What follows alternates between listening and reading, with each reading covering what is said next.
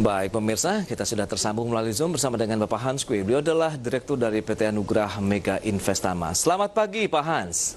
Ya, selamat pagi Pak. Apa kabar Anda hari ini? Baik Pak. Luar biasa ini. 2 hari tersisa loh Pak perdagangan untuk indeks harga saham gabungan begitu di tengah juga minimnya sentimen dari global. Tadi sudah disampaikan pergerakan dari bursa Wall Street sudah variatif, Eropa masih menghijau, di wilayah Asia pun cenderungnya sudah mulai variatif. Sejauh mana ini akan mempengaruhi pergerakan indeks harga saham gabungan pada pembukaan market hari ini? Ya, memang kalau kita lihat sentimen udah nggak banyak di pasar ya. Jadi kalau kemarin orang masih nunggu pidato presiden gitu, dan ekspektasi ada di sana, pasarnya pada perdagangan Jumat pekan lalu memang naik sedikit gitu. Artinya pasar apa yang disampaikan Bapak Presiden sudah sesuai dengan harapan pasar dan memang tidak ada faktor kejutan di sana sehingga indeks kita nggak bergerak naik terlalu banyak. Tetapi terlihat itu sesuai ekspektasi pasar sehingga tidak menimbulkan tekanan turun pada harga-harga saham kita. Gitu. Baik, kemudian tapi kalau ya silakan Pak.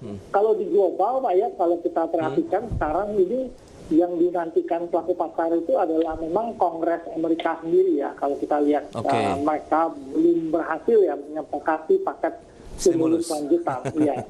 Ini dinantikan pasar.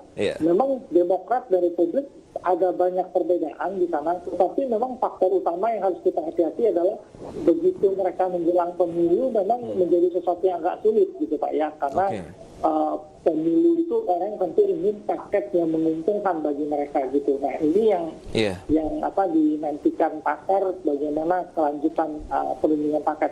Karena kalau nggak disepakati di dalam periode yang cukup panjang, kita khawatir indeksnya akan terkoreksi turun ya dalam cukup banyak ya kalau tidak disepakati dalam waktu dekat.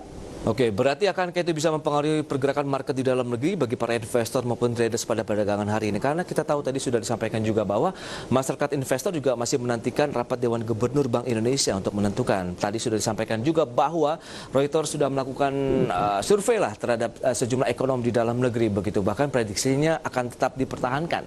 Nah, Anda bagaimana?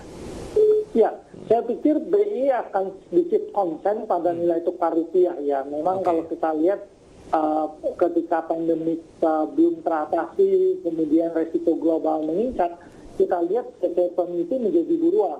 Selain emas, memang dolar menjadi buruan ya. Jadi terpapar akibatnya rupiah kita terpaksa harus melemah ya. Bukan karena fundamental kita jelek, tetapi memang arah gerakannya itu memang masuk ke reserve currency gitu.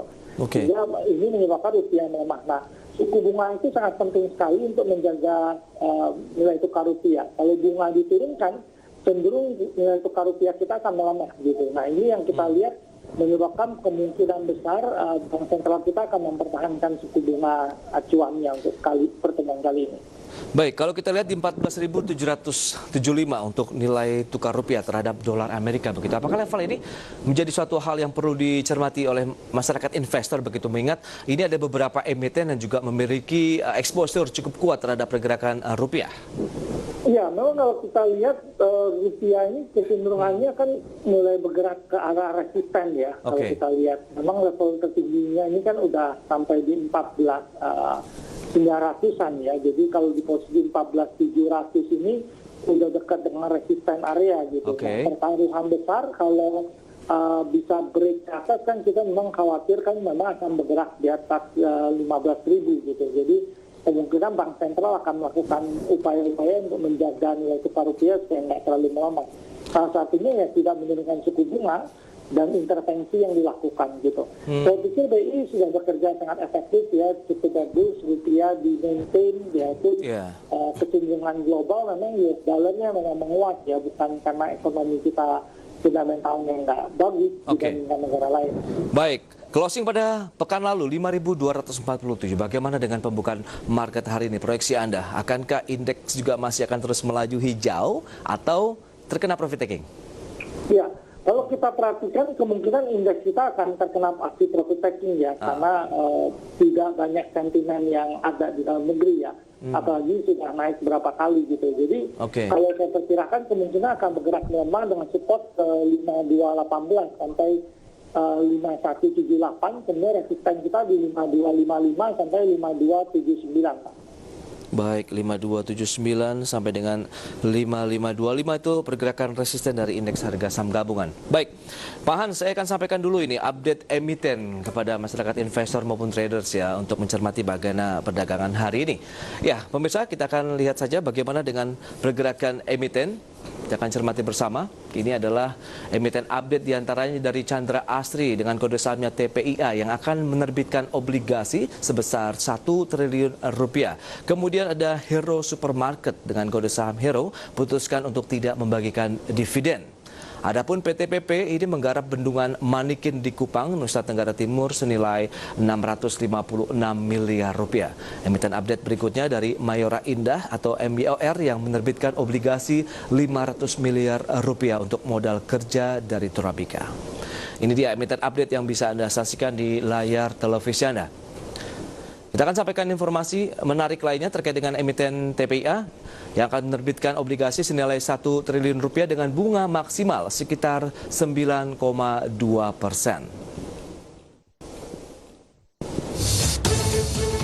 PT Chandra Asri Petrochemical Tbk atau TPIA akan menerbitkan obligasi berkelanjutan 3 Chandra Asri Petrochemical tahap 1 tahun 2020. Nilai pokok obligasi berkelanjutan ini adalah 1 triliun rupiah. Obligasi tersebut merupakan bagian dari obligasi berkelanjutan 3 Chandra Asri Petrochemical dengan target dana total 5 triliun rupiah berdasarkan pengumuman Kustodian Sentral Efek Indonesia atau KSEI akhir pekan lalu. TPI akan menerbitkan obligasi dalam 3 seri untuk tahap pertama. Obligasi seri A memiliki jumlah pokok 432,42 miliar rupiah. Obligasi dengan tenor 3 tahun ini menawarkan tingkat bunga tetap 8,2% per tahun. Obligasi seri B memiliki jumlah pokok 356,30 miliar rupiah. Obligasi dengan tenor 5 tahun ini menawarkan tingkat bunga tetap 8,7% per tahun. Obligasi seri C memiliki jumlah pokok 111,27 miliar rupiah. Obligasi dengan tenor 7 tahun ini menawarkan tingkat bunga tetap 9,2% per tahun. Sisa dari jumlah pokok yang ditawarkan sebanyak-banyaknya 100 miliar rupiah akan dijamin secara kesanggupan terbaik. TPIA menunjuk BCA Sekuritas dan Mandiri Sekuritas sebagai penjamin pelaksana emisi obligasi. Berbagai sumber, IDX Channel.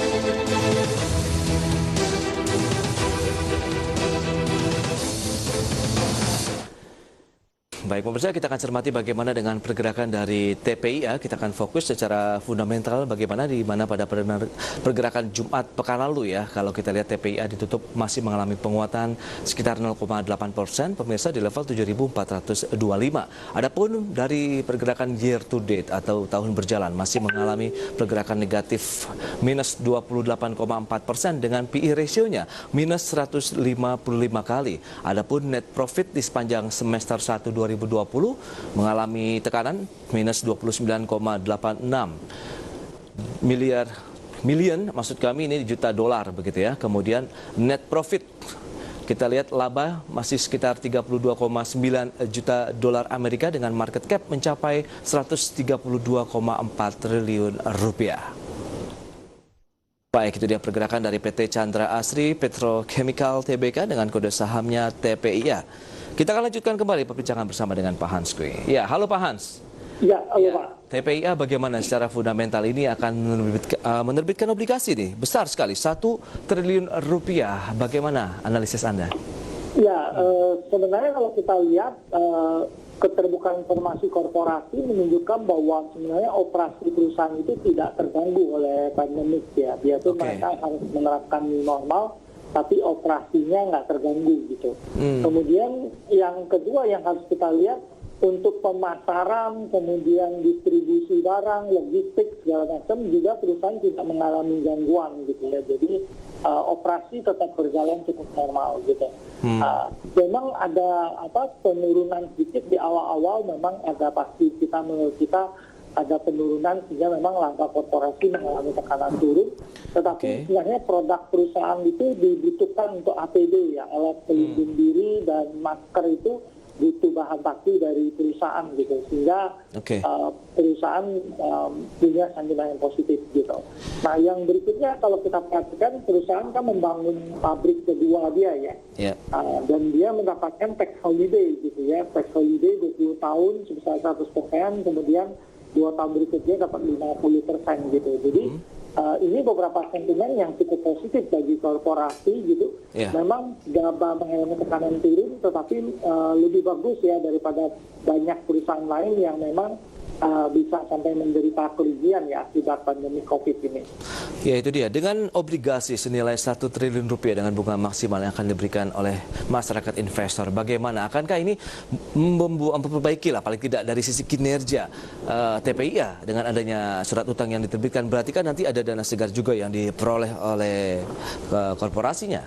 Bagaimana? Ya, kalau kita lihat memang korporasi sekarang ini tetap melakukan ekspansi ya, gitu. Ini yang harus dilihat yang pertama gitu. Jadi dia membutuhkan tambahan modal gitu. Kemudian kemarin juga dapat kenaikan peringkat dari BB minus jadi B plus ya. Ini juga sentimen yang positif gitu. Nah, kalau kita melihat dari obligasi korporasi, sebenarnya masyarakat itu punya dana gitu. Tapi memang pandemi ini menyebabkan orang itu berinvestasi relatif lebih memilih gitu ya, jadi tertentu gitu. Nah, kalau kita perhatikan TPIA ini bisa obligasinya bisa jadi salah satu pilihan ya. Kalau yieldnya baik, saya pikir akan diminati oleh masyarakat sebagai pilihan investasi. Rekomendasi Anda bagaimana? Pergerakan dari TPIA dalam 1 bulan terakhir juga masih dalam posisi naik sih, tapi sudah mulai cenderung sideways di posisi atas. Iya, memang kalau kita lihat saat ini korporasi agak sideways ya gerakannya gitu. Jadi resisten terdekat ada di 7.500 ya.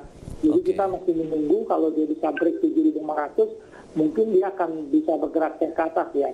Sebab kalau kita perhatikan targetnya itu di 9.000-an ya, kalau bisa bergerak break di atas 7.500 gitu. Nah, bisa sampai ke berapa, sorry Pak? 9.000 Pak. 9.000 ya? Iya. Oke, itu dia untuk TPIA. Current price boleh kita masuk berarti Pak Hans atau belum? Kita tunggu break 7.500. Kalau bisa break dengan volume bagus, kita bisa akumulasi beli untuk TPIA. Baik, if break 7.400-an begitu ya untuk pergerakan dari TPIA. Ada peluang 7.500 Pak. Ya, 7.500 sampai dengan peluang target price ke 9.000, Pak Hans. Baik, kita akan jeda dulu sebentar. Kita akan sampaikan informasi menarik di segmen berikutnya. Kita akan bahas di mana belanja negara yang diharapkan akan menjadi penggerak ekonomi di tahun 2021 mendatang. Kami segera kembali.